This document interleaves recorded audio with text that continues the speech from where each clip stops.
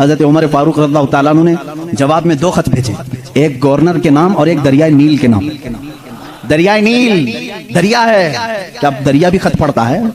हुदैबिया के मौके पर हुजूर सल्लल्लाहु अलैहि वसल्लम ने सिर्फ इतना फरमा दिया था, 1400 सहाबा मक्का के लिए निकले हुजूर के साथ उम्रा करने के लिए। सुनो, उम्रा करने के लिए निकले, एहराम पहन करके निकले, लेकिन मक्का के काफिरों ने बीच रास्ते में रोक लिया, कहा तुम उम्रा नहीं जा सकते, नहीं जाओगे। हुजूर सल्लल्लाहु अलैहि वसल्लम को उन लोगों ने बीच रास्ते में रोक लिया। 35 किलोमीटर मक्का बाकी है, सोचो 450 किलोमीटर का फासला है मक्का मदीना। मदीने से जो चल करके साहबा आए हों, तकरीबन 400 किलोमीटर चले हों, और उनको करीब मक्का के आकर के कह दिया जाए अब तुम नहीं जा सकते, उम्रा नहीं कर सकते, उनकी हालत क्या होनी चाहिए?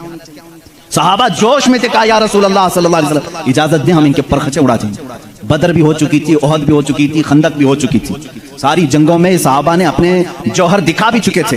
ये 6 हिजरी का मामला है, सन 6 हिजरी में हुदैबिया का मामला आया। हुजूर सल्लल्लाहु अलैहि वसल्लम अपनी निगाह नबूवत से देख रहे थे। आपने फरमाया नहीं, जंग नहीं चाहता मैं, इसलिए कि हम हालत एहराम में है, हालत एहराम में हम जंग नहीं चाहते। हुजूर ने सुलह की बात कर ली मक्का वालों से, वो बज़ाहिर दब करके सुलह लग रही थी, तो उसमें हजरत उमर सबसे ज्यादा बेकरार थे, सबसे ज्यादा बेकरार। साहबा से वो बार बार पूछते थे क्या हम हक पर नहीं, हमको जंग की इजाजत क्यों नहीं मिल रही है? ये मक्का वालों को हम बराबर बता देंगे, आज तो हम 1400 की तादाद में है, बदर में तो सिर्फ 313 थे, हुजूर क्यों नहीं इजाजत दे रहे हैं? हुजूर सल्लल्लाहु ताला अलैहि वसल्लम ने मना कर दिया, नहीं मैं सुलहनामा लिख रहा हूँ। हुजूर सल्लल्लाहु ताला अलैहि वसल्लम के पास हजरत उमर आए, हुजूर के बाजू पकड़ करके जोश में पूछने लगे, आका क्या हम हक पर नहीं है, क्यों आप इजाजत नहीं दे रहे हैं? हुजूर ने फरमाया उमर जो मैं देख रहा हूँ वो तुम नहीं देख रहे हो। हजरत उमर बेकरार थे, ये नाफरमानी नहीं, बेकरारी आपकी जो थी वो फर्दे जिहाद में थी। हुजूर सल्लल्लाहु अलैहि वसल्लम को कैसे कोई उम्रा से रोक सकता है, इस बात की बेकरारी थी। हजरत उमर ने ये सोचा कि अबू बकर को मना लूं, अबू बकर मान गए तो रसूलुल्लाह को भी ये मना लेंगे। हजरत अबू बकर के पास आए, सिद्दीक अकबर रज़ियल्लाहु ताला अन्हु को उन्होंने जोर से कहा, ए अबू बकर आप नहीं देख रहे हम 1400 की तादाद में और रसूलुल्लाह सल्लल्लाहु अलैहि वसल्लम सुलह लिख रहे हैं मक्का वालों के साथ सुलह, वो भी ऐसी सुलह कि हमारी उसमें इज्जत नहीं है। मक्का वाले ऐसी सुलह लिखा रहे थे कि जिसमें उनके ही फायदे थे, मदीने वालों के फायदे नहीं थे। हजरत उमर बार बार कह रहे थे, हजरत अबू बकर सिद्दीक को चला लाया, उनके हाथ झटक दिए। हजरत अबू बकर सिद्दीक ने कहा इल्ज़म ग़र्ज़क या उमर, ऐ उमर अपना होश संभाल, तू किसके फैसले पर बात कर रहा है? वो मोहम्मद रसूलुल्लाह सल्लल्लाहु ताला अलैहि वसल्लम, अल्लाह के रसूल सल्लल्लाहु अलैहि वसल्लम, जंग कहें तो जंग है, सुलह कहें तो सुलह है। मेरा ईमान है कि रसूल जो करते हैं वो अपनी तबीयत से नहीं, वो वही इलाही से करते हैं। हजरत उमर ने कहा उस दिन मुझे एहसास हुआ कि ईमान क्या है, रसूलुल्लाह की हर बात को मिनान तस्लीम करना, ये सिद्दीक अकबर से सीखो।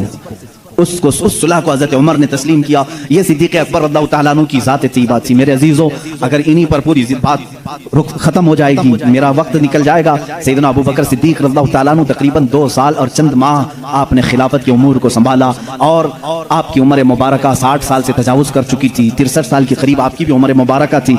ठंडियों की वजह से आप गौसल फरमाए और उसी में बीमार हुए। जमादिल आखिर का महीना था, जमादिल आखिर की 18 तारीख थी, जब सैयदना अबू बकर सिद्दीक रज़ियल्लाहु ताला अन्हु अपने चंद सहाबा को जमा किया और क्या वसीयत की जानते हैं कि ये मेरा आखिरी वक्त है, मैं खिलाफत को 6 सहाबा के हवाले करके जा रहा हूँ जो अशरा मुबशरा में से थे। हजरत उस्मान थे, हजरत अली थे, हजरत उमर थे, हजरत तलहा थे, हजरत अब्दुर्रहमान बिन औफ थे, ये सहाबा साद रज़ियल्लाहु ताला अन्हु थे।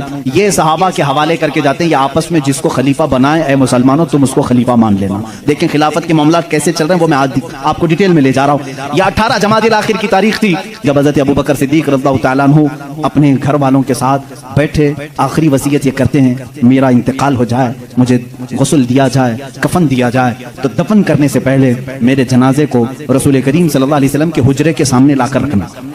हुजूर सल्लल्लाहु अलैहि वसल्लम का मज़ार अक़दस कहाँ था? आयशा सिद्दीका का हुजरा था और दरवाजा लगता था, वो एक कमरा था, दरवाजा था। हजरत अबू बकर कहते हैं उस दरवाजे के पास जनाजे को लाकर रख देना, और खबरदार कहीं ले जाकर के उठाकर दफन न करना, बल्कि बाहर खड़े होकर के इजाजत मांगना।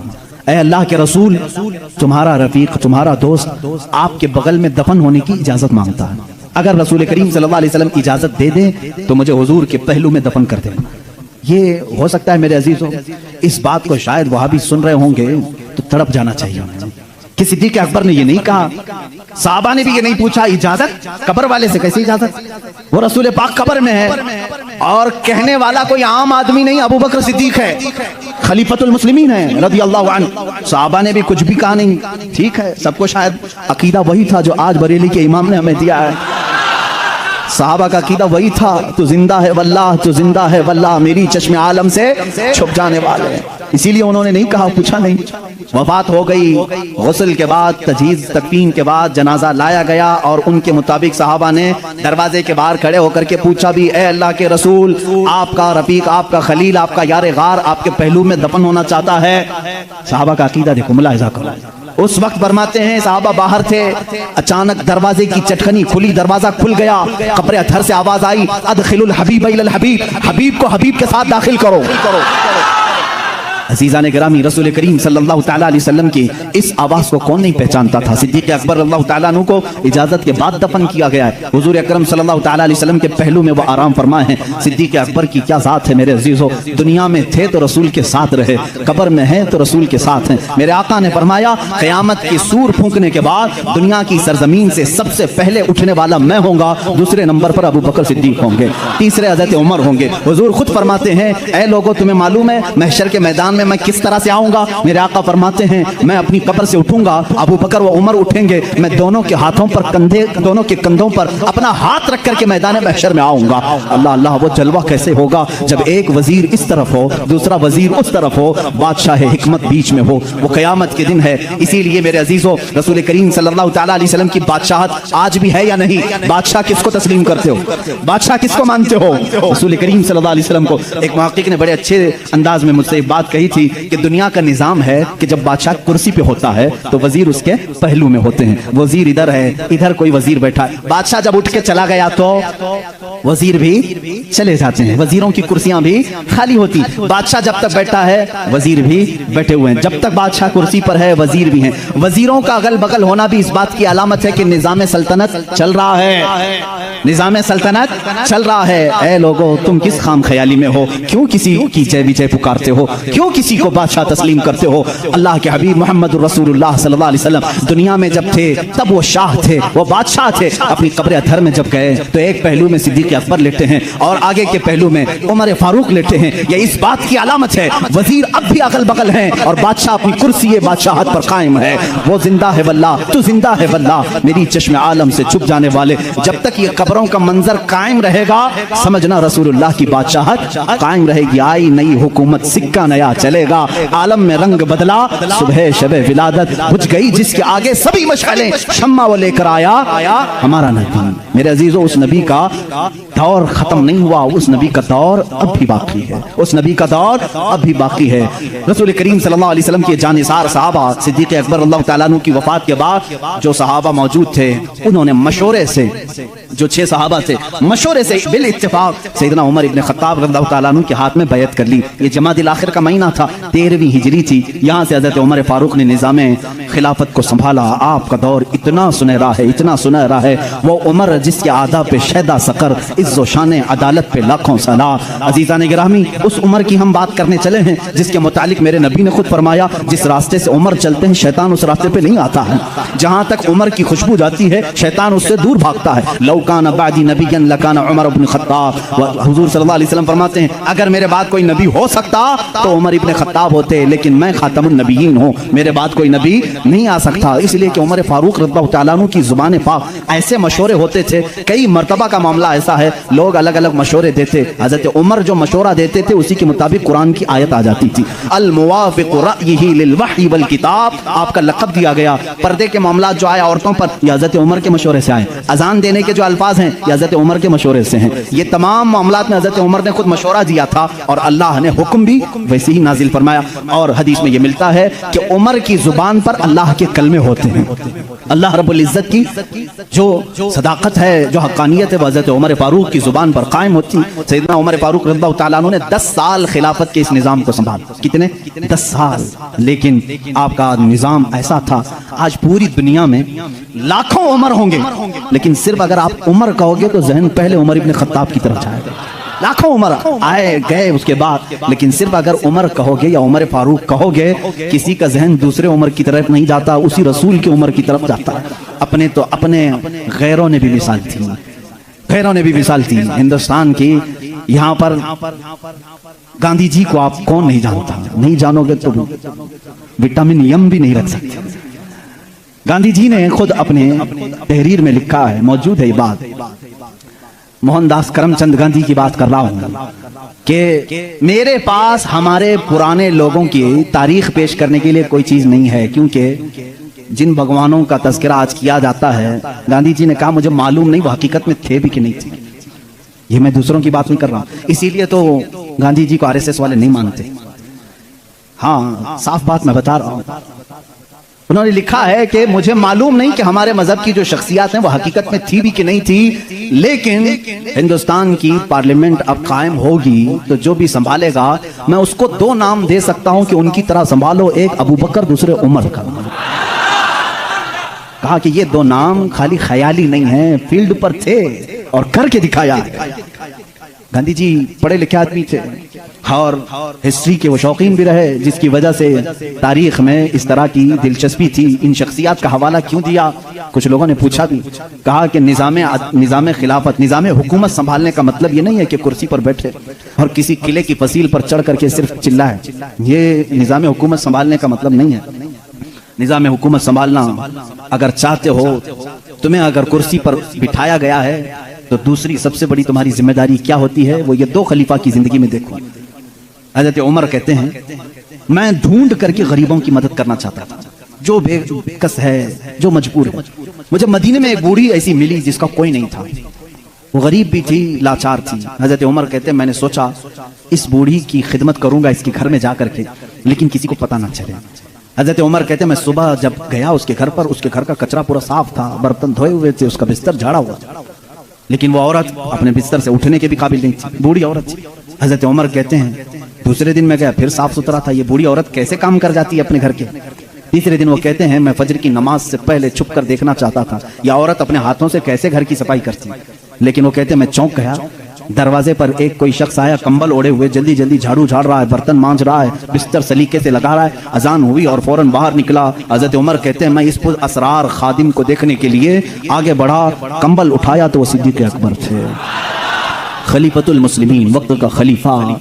इसीलिए तो खैरों ने मुतासिर होकर के कहा दिन में अगर वो निज़ाम खिलाफत संभालते थे तो रात को अपनी रियाया की खबरगिरी भी करते थे, रात को अपनी रियाया की खबरगिरी करते थे। यही हाल सैयदना उमर इब्न खत्ताब का है। हज़रत उमर रज़ियल्लाहु तआला अन्हु गश्त करते थे मदीने की गलियों में। एक बार तो ऐसा हुआ कि मुल्के शाम से वापस आ रहे थे, हज़रत उमर एक घर के पास रुक गए, उस घर की औरत जानती नहीं थी। हज़रत उमर इस तरह से अजनबी लोगों को पूछते भी रहते थे। ये फोटो मीडिया और सोशल मीडिया का दौर भी नहीं था कि हर बादशाह का रोजाना फोटो छपना लाजिम हो, नहीं जानते थे, बहुत सारे लोग चेहरे से भी नहीं वाकिफ होते थे। हज़रत उमर वहां रुक गए, उस खातून से पूछा खलीफतुल मुस्लिमीन उमर इब्न खत्ताब के बारे में जानती हो? वो कहती हाँ जानती हूँ, बहुत अच्छा आदमी, लेकिन मेरी उसको खबर नहीं, मेरी उसको खबर नहीं। कहा क्यों? कहा मुझ तक उसका गल्ला पहुंचा नहीं है, मेरे घर में भी फाका है।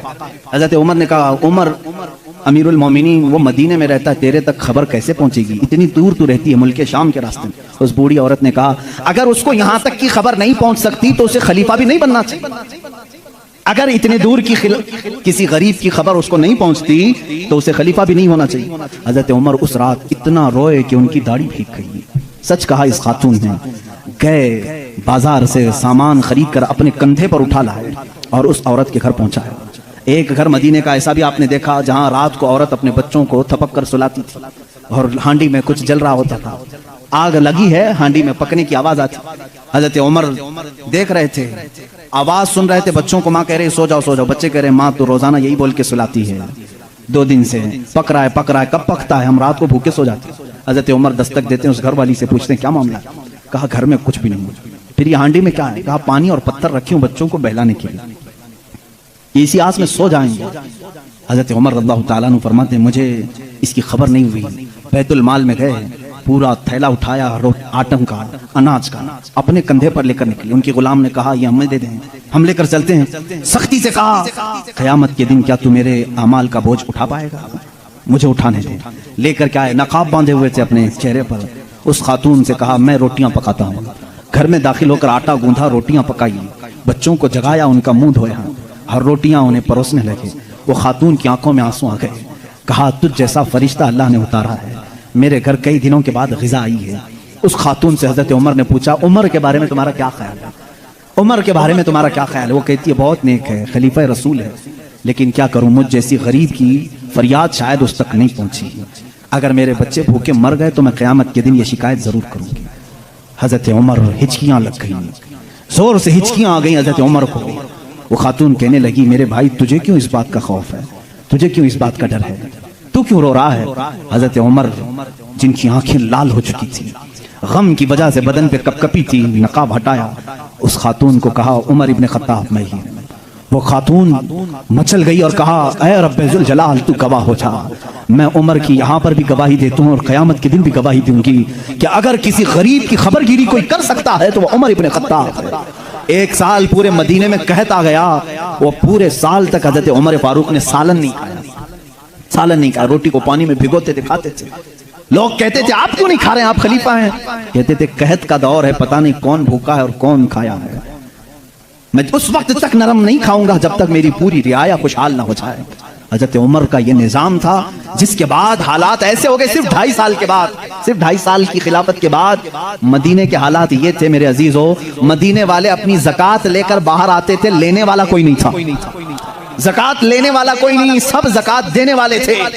सिन्ना उमर इब्ने खत्ताब रज़ियल्लाहु ताला अन्हु ने इतना कैपेबल कर दिया था, हजरत मुआज़ बिन जबल यमन से वहां का माले गनीमत मदीने में भेजते हैं हजरत उमर के पास कि मदीने के गुरबा और मसाकिन में ये बांट दें। बहुत माल आया था, हजरत उमर ने वो ज़कात के माल को हजरत मुआज़ बिन जबल पर ये कह करके वापस कर दिया, मदीने में अब कोई फकीर नहीं रह गया, सब ज़कात निकालते हैं, इसका कोई मुस्तहिक नहीं, यमन में ही बांट दो। हजरत मुआज़ ने फिर दोबारा भेजा कि यमन में भी कोई फकीर बाकी नहीं है, जो थे उनको बांटने के बाद ये भेजा गया है। हजरत उमर ने वो माल दूर के किसी मुल्क भेजा जहां फुकरा व मसाकिन थे। ये निज़ाम अदल अगर कोई कायम कर सकता है तो वो उमर इब्ने खत्ताब है रज़ियल्लाहु ताला। और जानते हैं पूरी कायनात के लिए, पूरी दुनिया के लिए हजरत उमर के वो काम जो आज भी दुनिया उनकी प्यासी है। और पार्लियामेंट के लॉ बनाने वालों के लिए मेरा चैलेंज है, उमर इब्ने खत्ताब के बनाए हुए कवानीन को छोड़कर आज पूरी दुनिया की किसी पार्लियामेंट में मुकम्मल लॉ कोई बना ही नहीं सकेगा। इसलिए कि जराइम के कवानीन, बच्चों के कवानीन, औरतों के कवानीन, बूढ़ों के कवानीन, सबके कवानीन सबसे पहले हजरत उमर फारूक ने मुरत्तब किए। और जानते हैं ये लेआउट बनाने वाला सिस्टम, डेवलप करने वाला सिस्टम, सिटी बनाने का प्लान सैयदना उमर फारूक का दिया हुआ है। सबसे पहले बसरा और कूफा आपने बनाया था, यानी मास्टर प्लानिंग के साथ सिटी बनाई गई। रोड बनाने का सबसे पहला काम हजरत उमर फारूक ने किया है। तारीख सबसे पहले हजरत उमर फारूक ने कायम की। बैतुल माल का निज़ाम सबसे पहले हजरत उमर ने कायम किया है। मस्जिदों के मुअज्जिन और मस्जिदों के इमामों के लिए तनख्वाह का सिस्टम हजरत उमर फारूक ने कायम किया है। और इतना ही नहीं, अदल का हाल तो ऐसा था कि किसी के साथ कोई रियायत नहीं, किसी के साथ कोई रियायत नहीं, चाहे वो कोई भी हो। मिस्र के गवर्नर के बारे में लोगों ने सिर्फ इतना कहा कि इनके यहाँ बहुत कीमती घोड़ा है, बहुत पैसों का घोड़ा है और इनका लिबास बहुत महंगा है, ये गवर्नर हैं। हजरत उमर के पास ये शिकायत आई, उनको बुलाया और बुला करके कहा, तू रियाया के साथ क्या करने के लिए तुझे भेजा गया? वहाँ के पैसों से तूने कीमती घोड़ा खरीदा, कीमती लिबास पहना। वो उनकी गवर्नरी को माजूल करके 100 बकरियां खरीद करके उनको दिया कि अब जिंदगी भर ये बकरियां तू चराएगा। बकरियां चराने पर गवर्नर को रख दिया। ये उनके मामलात में फिर कोई कुछ नहीं कह सकता था। बड़े बड़े सहाबा, हजरत साद इब्ने अबी वक्कास को माजूल कर दिया था। खालिद बिन वलीद रज़ियल्लाहु ताला अन्हु, जिनको सैफुल्लाह कहा जाता है, जिस जिहाद में भी वो जाते थे फतह होना लाजमी हो जाता था, ये तो सबको मालूम है। हजरत खालिद बिन वलीद अपनी जिंदगी में इतनी जंगें की हैं, कोई जंग में शिकस्त नहीं हुई। उनका ये फख्र था, जब जिहालत में थे ना, इस्लाम नहीं लाए थे, वो जंगे ओहद के सिपह सालार बन के आए थे, उसमें भी उनको ही फतह मिली थी। कहते कुफ्र की हालत में भी अल्लाह ने फतह ही दी थी, इस्लाम में आए तब भी अल्लाह ने फतह ही लिखी थी। हजरत खालिद बिन वलीद एक ऐसे जर्नेल का नाम है जिसका नाम कयामत तक कायम रहेगा। लेकिन हजरत उमर फारूक रज़ियल्लाहु ताला अन्हु ने सिपह सालारी से उनको माजूल कर दिया। सस्पेंड करना मामूली बात नहीं, लेकिन हजरत उमर क्यों करते थे जानते हैं? बाज लोग इसको नुक्ताचीनी करते हैं, हजरत उमर इसको हटाए उसको हटाए। हजरत उमर फारूक रज़ियल्लाहु ताला अन्हु के पास कुछ लोग सिफारिश लेकर के आए, खालिद बिन वलीद के बगैर जिहाद का मैदान कैसे होगा? उनको आपने माजूल किया, कहा माजूल किया हूं, लेकिन सिपाही बन करके वो जाएंगे, सिपाही बन करके जाएंगे, सिपाही सालार कोई और होगा। साहबा ने पूछा, इस फैसले को लेने में कोई हिकमत है अमीरुल मोमिनीन? अल्लाह अल्लाह, तवक्कुल देखें। अमीरुल मोमिनीन ने कहा, हाँ जरूर हिकमत है। मैं मुसलमानों को यह बताना चाहता हूँ कि कोई जिहाद, कोई जंग खालिद बिन वलीद की वजह से फतह नहीं होती, अल्लाह की मदद से होती है।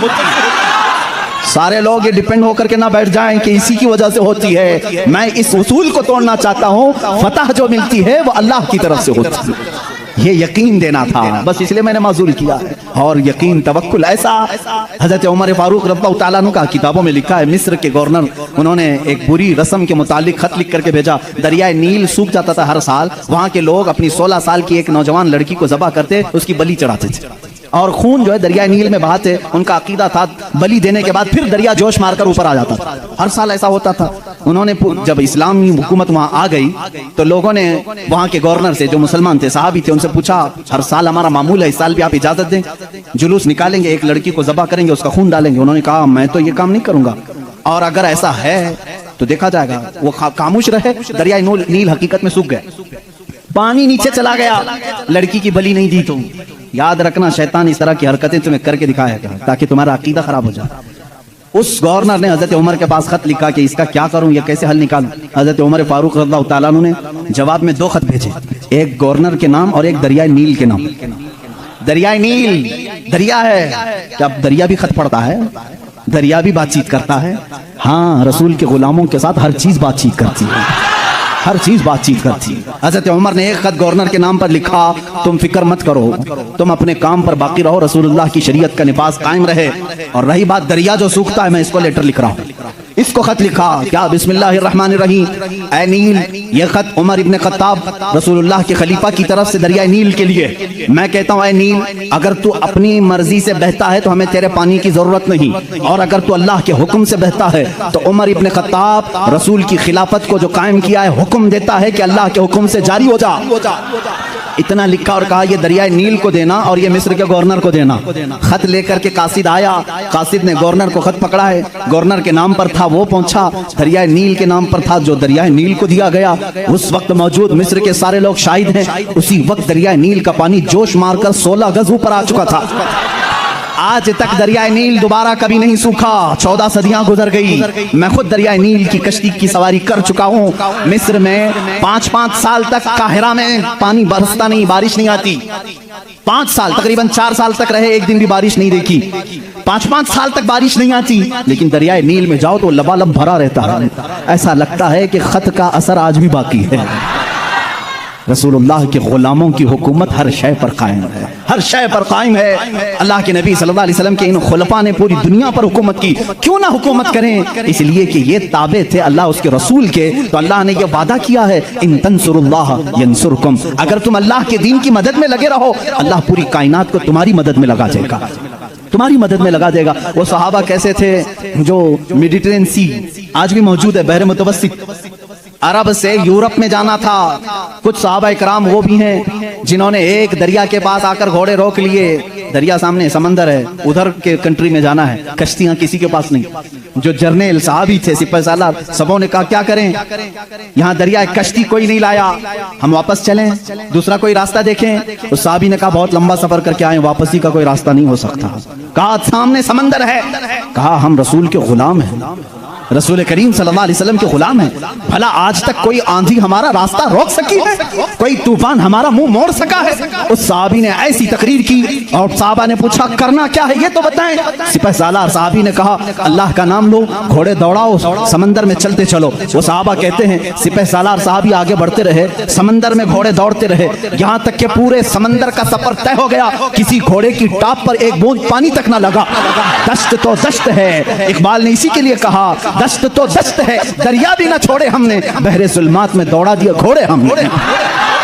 दी अजाने कभी यूरोप की कलीसाओं में तो कभी अफ्रीका के तपते हुए सहराओं में। आ गया ऐन लड़ाई में गर वक्ते नमाज, किबला रूहों की जमीन बोस हुई कौमे हिजाज। एक ही सफ में खड़े हो गए महमूद अयाज, न कोई बंदा रहा न कोई बंदा नवाज। ये हमारी तारीख है, ये हमारी शान है। सैयदना उमर इब्ने खत्ताब रज़ियल्लाहु ताला अन्हु के दौरे खिलाफत के सुनहरे काम बहुत तवील है मेरे अजीजों। उस निज़ाम अदल को मैं आज भी चैलेंज करता हूँ। गस्सान का एक बादशाह इस्लाम में आया है, इस्लाम कबूल करके आया है, हज के लिए निकले खुशी में सारे मुसलमान, हजरत उमर भी उसमें साथ में थे, खलीफा थे। तवाफ के दौरान उस बादशाह की लुंगी पर एक मुसलमान का पैर पड़ गया, लुंगी सरक गई। उसने अपनी बेइज्जती महसूस की, थप्पड़ मारा काबे के सामने। उस मुसलमान को बहुत उसने मारा, वो जख्मी हो गए। उन्होंने शिकायत की हजरत उमर फारूक के पास। आदिल, वो अदल की पैकर जो निजाम रसूल से जरा बराबर हट कर कभी फैसला नहीं करता। हजरत उमर का फैसला तो वो है कि एक बंदा ये हुजूर के पास फैसला लेकर के आया था, मालूम है ना, एक यहूदी और एक मुसलमान जमीन के झगड़े में फैसला किया। हुजूर ने फैसला किया यहूदी के हक में, ये जमीन तू छोड़ दे, लेकिन वो मुसलमान मुनाफिक था, दिल में बुग़्ज़ था। उसने कहा मैं रसूल का फैसला नहीं मानता, उमर के पास फैसला लेंगे, उमर के पास करेंगे। वो यहूदी को यकीन था जो रसूल फैसला करेंगे वही उमर भी करेंगे, लेकिन यहाँ मामला बदल गया।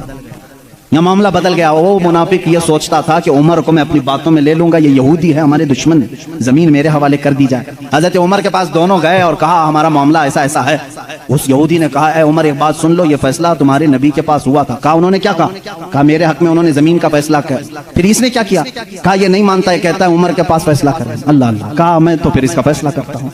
हजरत उमर अंदर गए, तलवार लाए, उसकी गर्दन उड़ा दी। कहा जो रसूल का फैसला ना माने उमर उसका फैसला ऐसी करता है। ये बात मदीने में मशहूर भी हो गई। मुसलमान का कत्ल कर दिया उमर ने। हुजूर ने उनको बुलाया और कहा कि तुमने एक मुसलमान का कत्ल किया। कहा मैं उसको मुसलमान मानता ही नहीं जो आपको हकम नहीं मानता, लेकिन अगर मैं गलती पर हूं तो या रसूल अल्लाह मुझे सजा दे दें। उस वक्त तक आयत नहीं आई थी, आयत नाज़िल हुई, फला व रब्बिका ला युमिनूना हत्ता युहक्किमूका फीमा शजरा बैनहुम। ऐ रसूल कसम है तुम्हारे रब की, अल्लाह फरमा रहा है, अल्लाह फरमा रहा है, ऐ रसूल तुम्हारे रब की कसम, वो ईमान वाला हो ही नहीं सकता जो अपने आपसी मामलात में आपको हकम नहीं मानते। हुजूर ने फरमाया तब तो उमर ने सही फैसला किया। उस फैसले के हामिल अलंबरदार उमर के पास रज़ियल्लाहु तआला फैसला लेकर के आए गस्सान के बादशाह और एक आम मुसलमान का। वो बादशाह है, पहले ईसाई था, मुसलमान हुआ चंद दिन पहले मुसलमान हुआ है। दोनों का फैसला आया। हज़रत उमर ने पूछा क्या मामला है? वो गस्सान के बादशाह ने कहा, ए उमर अमीरुल मोमिनीन, क्या मुझे भी कटहरे में खड़ा करेंगे? मैं बादशाह हूँ गस्सान का, आप मुझे अपने बाजू में बिठाए। हजरत उमर ने कहा आज मुकद्दमा है, बादशाह नहीं, तुम भी वहीं खड़े रहोगे जहां मुकद्दमा करने वाला खड़ा है। दोनों को खड़ा किया, मामला पूछा तो उसके बाद हजरत उमर ने कहा तुमने ज्यादती की, उसका गलती से पैर पड़ा है। हाँ अगर तुम्हें लगता है कि उसने तुम्हारी बेइज्जती की तो सजा भी थोड़ी होनी चाहिए थी, लेकिन जितना तुमने उसको मारा है ये उसका हक है। कहा क्या फैसला होगा? हजरत उमर ने कहा उस आम मुसलमान से जितने थप्पड़ ज्यादा उसने लगाए तू भी लगा दे, यही फैसला, जितना उसने ज्यादा मारा है तू मार। वो गस्सान का बादशाह कहता बादशाह को आम आदमी मारेगा? हजरत उमर ने कहा हाँ मारेगा, ये निजाम रसूल है, ये निजाम रसूल है, ये कैसर और किसरा की हुकूमतें नहीं है, ये अल्लाह के नबी की कायम की हुई अदालत है। उसने कहा एक दिन की मुझे मोहलत दें, कल आकर के इस फैसले पर अमल किया जाए। आपने कहा मोहलत तो दी जा सकती है, जैसे रिमांड में लेते हैं। उसको छोड़ा गया, लेकिन वो बादशाह फरार होकर के भाग गया और इस्लाम भी छोड़ दिया, मुर्तद होके चला गया। हजरत उमर ने उस दिन कहा, कुछ लोग कहने लगे हजरत उमर उसके हक में बात करते तो बादशाह आज मुसलमान रहता। ऐसी कुछ बातें भोली भाली लोग करते हैं, ऐसा करते तो अच्छा होता, ऐसा नहीं करना चाहिए था। हजरत उमर ने जलाल में कहा इस तरह के 1000 छोड़कर जाएं तो जाएं, लेकिन निजाम रसूल का एक हर्फ भी मैं अपने हाथ सामने से जाने नहीं दूंगा।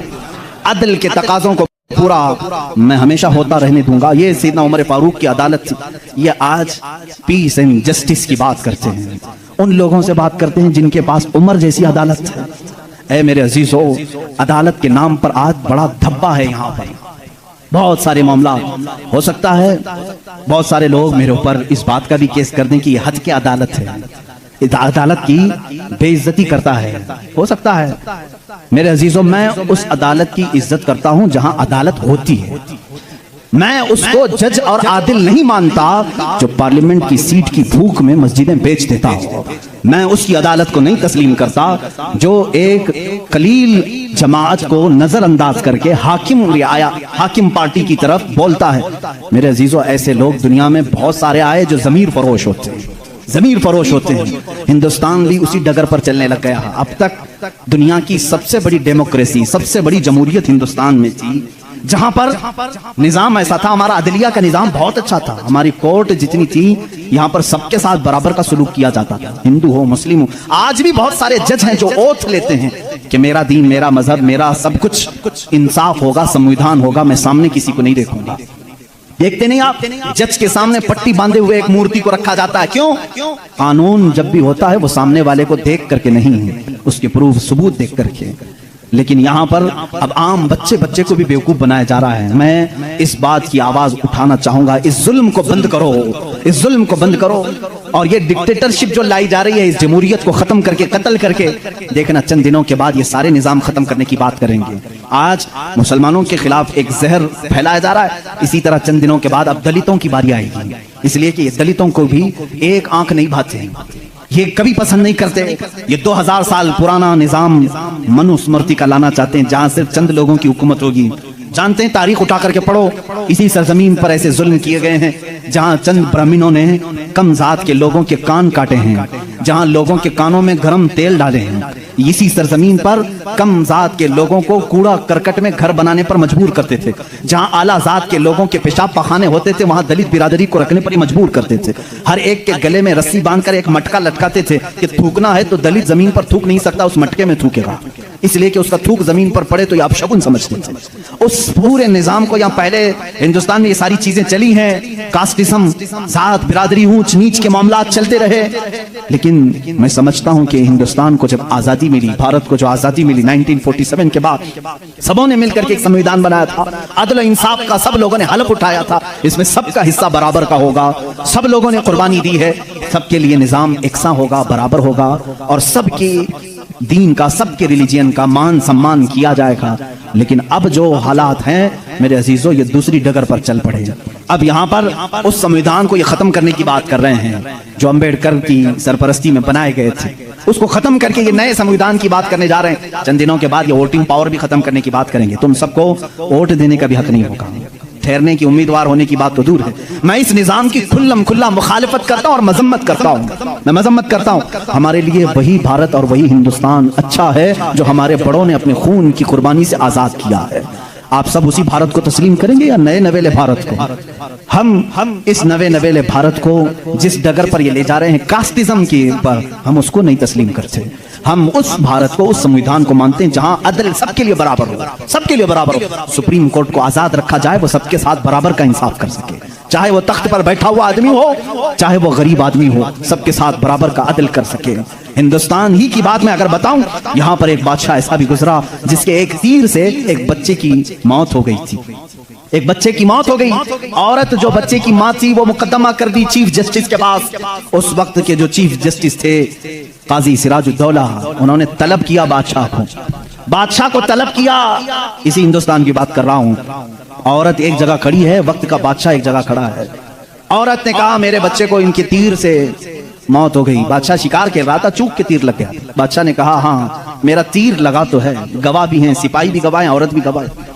दो ऑप्शन होते हैं मौत के बाद, किसी का कुछ कत्ल हो गया अनजाने में, चूक कर अगर कत्ल हो गया, दो ऑप्शन इस्लाम देता है। उस औरत को काजी ने कहा तेरे पास दो ऑप्शन है, चाहे तो अपने बच्चे की मौत पर दियत ले ले, कुछ पैसे ले ले बादशाह से और उसे माफ कर दे, या चाहे तो जान के बदले जान ले ले।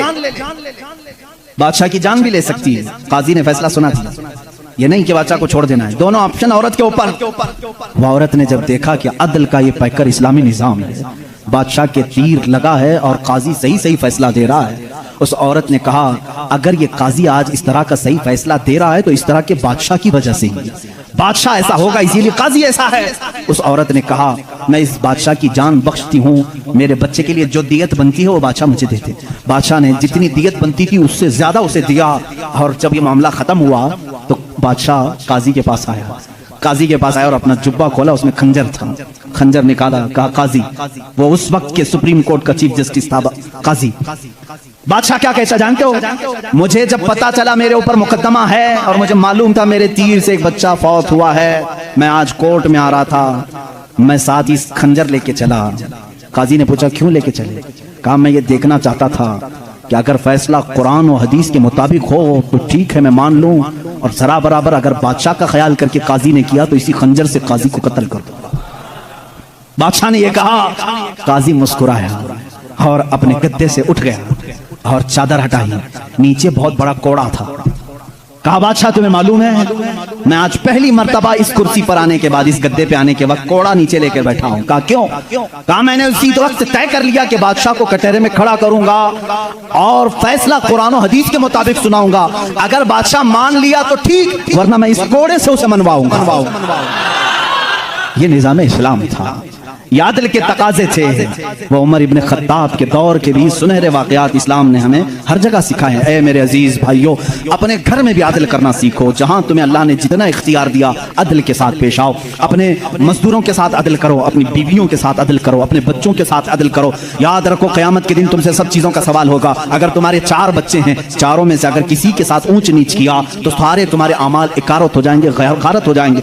एक बच्चे के साथ भी तुम नाइंसाफी नहीं कर सकते, सारे के साथ बराबर का सलूक करो। अगर किसी की 2 बीवियां हैं तो फरमाया गया अदल का तकाजा पूरा करो। माँ बाप अगर दोनों हैं तो दोनों के साथ अदल का तकाजा पूरा करो। ये नहीं कि माँ की तरफ झुकाव हो गया बाप को गालियां देता है, या बाप की तरफ हो गया माँ को कोसता है। ना, सबके साथ अदल इस्लाम सिखाता है। तुम अगर किसी कंपनी के मालिक हो, फैक्ट्री के मालिक हो, मजदूरों के साथ अदल करो, इसलिए कि क़यामत के दिन इससे भी तुम्हारा सवाल होगा। अदल इस्लाम सिखाता है। वो उमर इब्न खत्ताब रज़ियल्लाहु ताला अन्हु की जिंदगी पाक से हमें मिले हैं। मेरे अजीजों, मुझे वक्त ताखीर से यहाँ तक पहुँच चुका है और मैं समेटूंगा तो मैं समझता हूँ उस्मान इब्न अफ़्फ़ान और हैदर कर्रार रज़ियल्लाहु ताला अन्हुमा की ज़ात के साथ नाइंसाफ़ी हो जाएगी। और मैं कतान ये नहीं चाहता कि उन बुजुर्ग हस्तियों के साथ जहाँ एक ज़ुन्नूरैन है तो दूसरा हैदर कर्रार है, जिनकी ज़ात 2 जुमलों में कंप्लीट नहीं हो सकती, 2 बातों में मुकम्मल नहीं हो सकती। इसलिए थोड़ी सी कुर्बानी के साथ कल की एक और रात हम इंशाअल्लाह इन खुलफा की ज़िंदगी पर गुफ्तगू करेंगे। इसलिए कि मेरा मामूल तो ये था, कल का दिन मैंने पूरे अहले बैत के लिए वक्त करना था, लेकिन खुलफा राशिदीन की बात के बाद इंशाअल्लाह अज़ीज़ अहले बैत अथहार की भी ज़िंदगी हम जिक्र करेंगे। इन 2 हस्तियों की मैंने मुख्तसर झलकियाँ आपके सामने रखी। खुलासा कलाम, ज़िंदगी में 2 बातें आज लेकर के जाओ, एक सिद्दीक की सदाकत, दूसरे उमर की अदालत। अगर ये जिंदगी में आ गई तो समझ लो इकबाल ने क्या कहा जानते हैं? शायर मशरिक करते कहते हैं, सबक पढ़ फिर सदाकत का, अदालत का, सखावत का। सबक पढ़ फिर सदाकत का, अदालत का, सखावत का। लिया जाएगा काम तुझसे दुनिया की इमामत का, लिया जाएगा काम तुझसे दुनिया की इमामत का।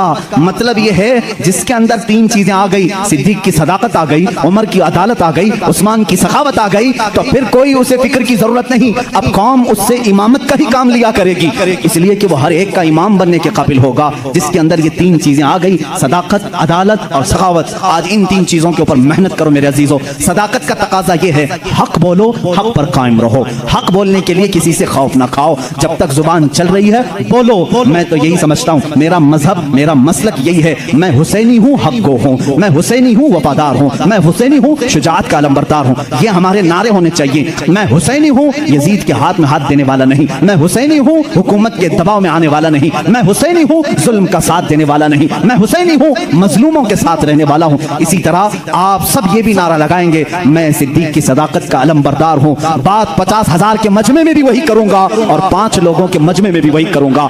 अगर 5 मुसलमान हैं तब भी मैं कहूंगा अल्लाह सबसे बड़ा है। तख्त पर मुझे बिठाया जाए तब भी कहूंगा अल्लाह सबसे बड़ा है। ये सिद्दीक का मिजाज हमें देता है। सिद्दीक की जात से जो मिजाज हमें मिलता है वो ये है, अगर तुम तख्त पर बैठो तब भी ये कहो अल्लाह सबसे बड़ा है, और अगर तुम अपने घर में हो तब भी कहो अल्लाह सबसे बड़ा है। और उमर का मिजाज क्या कहता है जानते हो? एक बार आपको लोगों ने अमीरुल मोमिनीन का नारा लगाया जब बैतुल मुकद्दस पता हुआ था। अल्लाह अल्लाह, आप रो पड़े।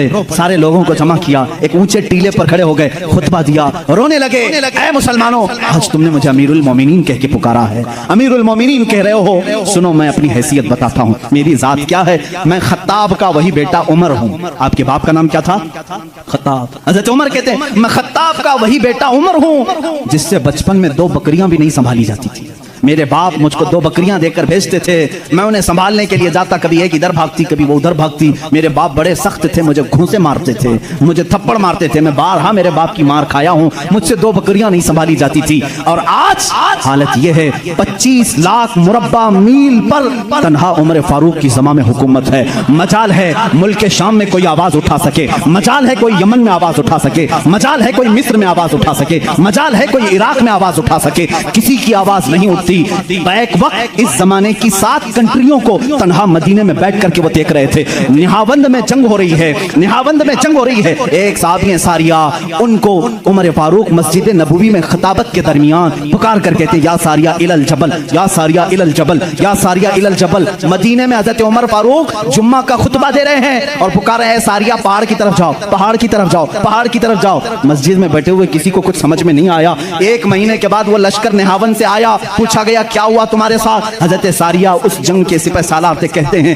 करीब था कि हम शिकस्त खा जाते, हम लुट जाते। जुम्मा का वक्त था, ऐन दोपहर के वक्त पहाड़ों के ऊपर से हमें आवाज आने लगी, ऐ सारिया पहाड़ की तरफ आ जाओ, पहाड़ की तरफ आ जाओ, पहाड़ की तरफ आओ। हम उस आवाज को लब्बैक कहते हुए चढ़े, अल्लाह ने हमें फतह याबी अता फरमाई। ऐ मेरे अजीजों, मुसलमान कहते सारिया तुझे मालूम है ये आवाज किसी और की नहीं, वो मदीने से बैठकर उमर फारूक ने तुम्हें पुकारा था। जब रसूलुल्लाह का ये गुलाम, रसूलुल्लाह के ये गुलाम मस्जिद नबवी नबी के मिंबर से आवाज दे करके मुल्क शाम के निहावंद में मदद कर सकते हैं, तो फिर मैं ये क्यों ना कहूं, हम यहाँ से पुकारे वो वहां से सुने। मुस्तफा की समाअत पे लाखों सलाम, दूरों नजदीक के सुनने वाले वो कान लाले करामत पे। ये हमारा अकीदा है। बरेली के इमाम ने जो अकीदा दिया वो बरेली का नहीं, वो मदीने का अकीदा है, वो मदीने का अकीदा है, वो सहाबा का अकीदा है। बात मैं ये कह रहा था, हज़रत उमर ने क्या मिजाज दिया जब आपको अमीरुल मोमिनीन पुकारा गया। उन्होंने कहा मैं वही खत्ताब का बेटा हूं जिससे 2 बकरियां नहीं संभाली जाती थी, आज 25 लाख किलोमीटर मुरब्बा स्क्वायर किलोमीटर में तनहा संभालता हूं। जानते हो ऐ सहाबा, ऐ ताबईन, ऐ मोमिनीन,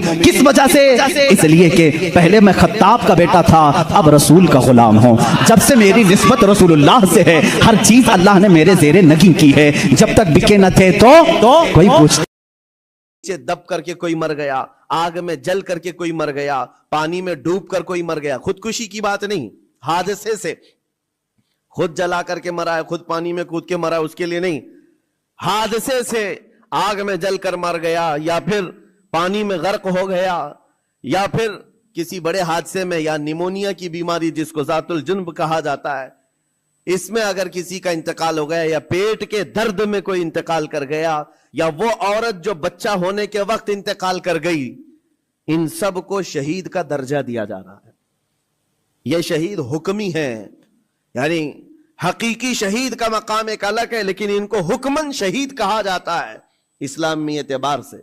लेकिन जो हकीकी शहीद है उसके लिए मैं इसलिए आज इस मौजू को छेड़ रहा हूं कि देख देख करके हम थक चुके।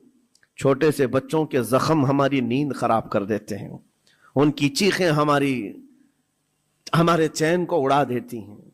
क्या आपके सामने रोजमर्रा माओं के बच्चों को हाथ में उठाए हुई तस्वीरें नहीं आती? अखबारों की जीनत नहीं बनती? आज वो उन छोटे बच्चों को कभी मलबे में अपने अजीजों को ढूंढते हुए हम देखते हैं, दिल बाहर निकल आता है, कलेजा मुंह को आता है। जिसका घर तबाह कर दिया गया, तोड़ फोड़ कर दिया गया है, वो नन्ही नन्ही उंगलियों से मलबा हटा करके अपने अजीजों की लाशें ढूंढ रहे हैं। मेरे अजीजों, ये बड़े दिल जिगरे की बात होती है।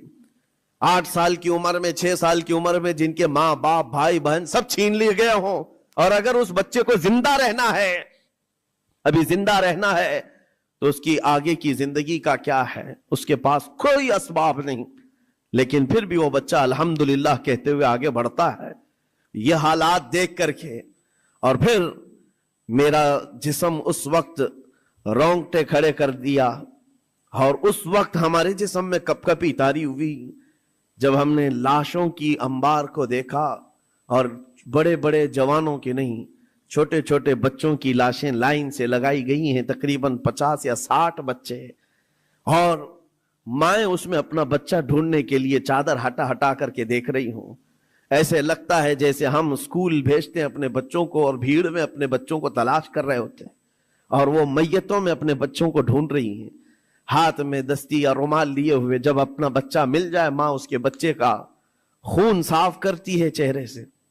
वो दर्द, वो कर्ब क्या होता है, एक माँ समझ सकती है, एक बाप समझ सकता है, जिसके घर औलाद है वो समझ सकते हैं। लेकिन ये दर्द जो बच्चों का देखा हमने, किसी का हाथ कटा, किसी का पेट फटा, किसी का सर फटा, लेकिन इन तमाम चीजों को देखकर जब रोंगटे खड़े होते, फिर मैंने पढ़ना शुरू किया। इस बात पर आकर के फिर दिल मुतमईन हुआ। मेरे नबी पाक सल्लल्लाहु अलैहि वसल्लम ने फरमाया, जो अल्लाह की राह में शहीद होता है, तुम क्या समझते हो उसको दर्द बहुत ज्यादा दिया जाता है? उसको जब कत्ल करते हैं जालिम और काफिर, उसको जिस तरह से मारा जाता है, टुकड़ों में बदल दिया जाता है, तुम्हें क्या लगता है बहुत तकलीफें होती हैं? मेरे आका सल्लल्लाहु अलैहि वसल्लम फरमाते हैं, शहीद को उतनी तकलीफ भी नहीं होती जितना तुम्हें चूंटी काटने से होती है। वो अल्लाह रब्बुल इज्जत की बारगाह में मामून है, उसे दुनिया के दर्द से आजाद कर दिया जाता है। चूंटी काटने पर जो तकलीफ होती है जिंदों को, मेरे आका फरमाते हैं इतनी तकलीफ भी शहीद को नहीं दी जाती उसके मरने के वक्त, उसकी मौत के वक्त, क्योंकि वो अल्लाह करीम के वादे पर उतर आया है। मैंने कुरान की आयत जो पढ़ी, सबसे पहले रब ताला फरमाता है, इन्नल्लाह अश्तरा मिनल मुमिनीन अनफुसहुम व अमवालहुम बिअन्न लहुमुल जन्नह। अल्लाह ताला ने बंदों के साथ एक सौदा फरमाया। एक सौदा किया। क्या है? रब फरमाता है अल्लाह ने मोमिनों से उनकी जान और उनके माल के बदले उन्हें जन्नत बेच दिया। यानी खरीदार हैं ये शहीद, अल्लाह रब्बुल इज्जत की जन्नत के खरीदार हैं, लेकिन बदले में